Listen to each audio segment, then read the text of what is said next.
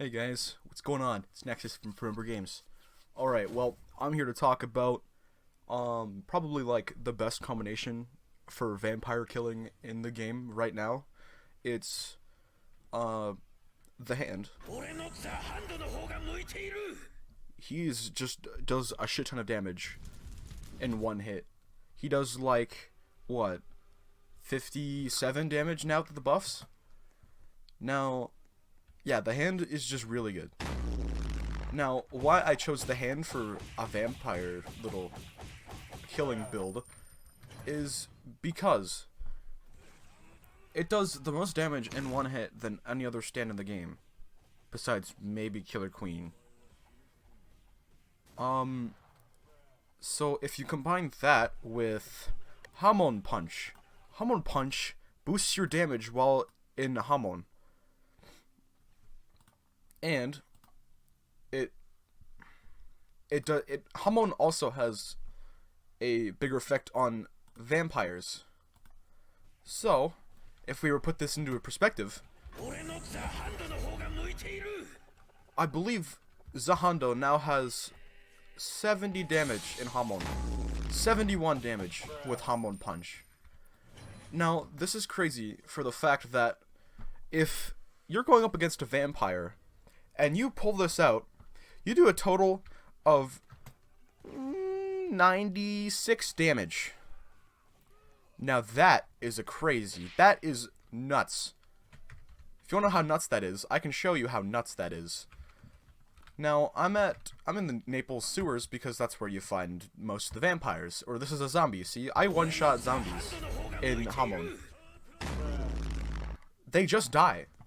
Like, they kind of just immediately get vaporized by my Hamon infused stand that has the power to erase anything in existence.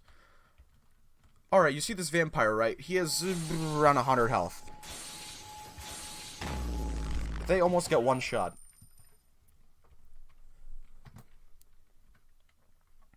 Now, if you want to know how good this is against vampires, well, they like to run away and spam their vampire abilities. That's where some of the stand abilities come in. Say, you needed help to pull them in. Erasure pull pulls them in. If you hit the button X, you get to pull in your opponents. And what this does, it stuns them for like a short amount of time, just enough to get your erasure skill off. Now, erasure also erases limbs, so if you eventually have enough power, or if you eventually get RNG, you could hit off their leg, which makes them unable to run. And if they do manage to run, erasure accelerate. If you press Z, you get to zoom to where your opponent is, or at least get a fair distance, which would make it so that you go fast.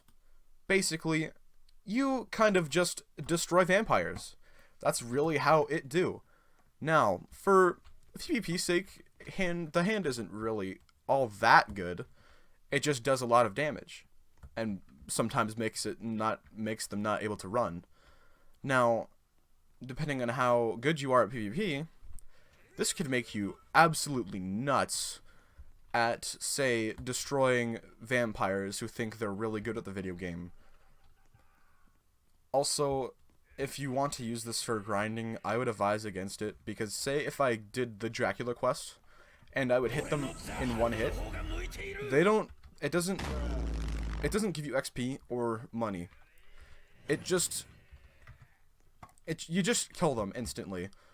Now, say if you're doing this quest and you hit them one shot, it doesn't give you the quest bonus. You just kill them, and you don't get anything from it.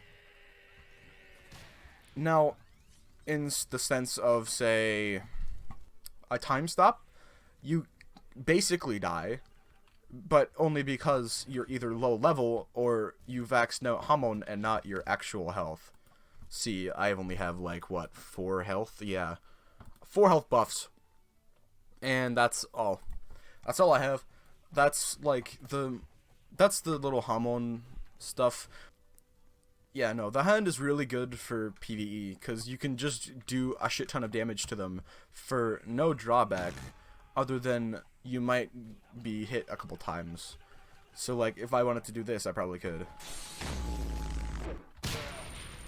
And there they have Afterburn. If it's a vampire, it does like 24 damage, the Scarlet Overdrive. I don't even have mine Scarlet Overdrive perfected, and it does a shit ton of damage, plus Afterburn. Now, this stand is just really good for farming in general. So the hand, yeah, the hand is really good for physical sense, because if you just walk up behind someone talking to something, they just die. They can't get out of it. They're stuck there. They're stuck in the menu.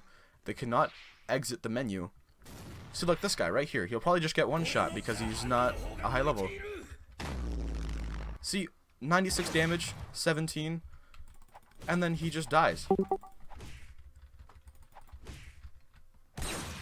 And then they die. There, they're dead. Oh no, guys, I'm a bully. Alright, well, that's that. You can't one-shot. You can one-shot basically anything with Hamon, Zahando. I think, except things in the overworld. You can one-shot. The only mob I think you can one-shot with Hamon Zahando is the zombies in the sewers. They get one shot at like 60 damage. They don't have a lot of health. So yeah, that's my little guide thing on Zahando. What I would do if you would like Zahando and you would like the PvP, I would wait until they do a move and then suck them in. And then while you suck them in, just hit T, charge a little bit of Hamon and then hit T, like this. Except it didn't hit him this time, but, you know. Yeah, that's how it do. So, like, say if I wanted to fight this guy, right? He's running at me, you know. He's running, he wants to hit. Ow! What the fuck? That was nuts. And then he takes 87 damage.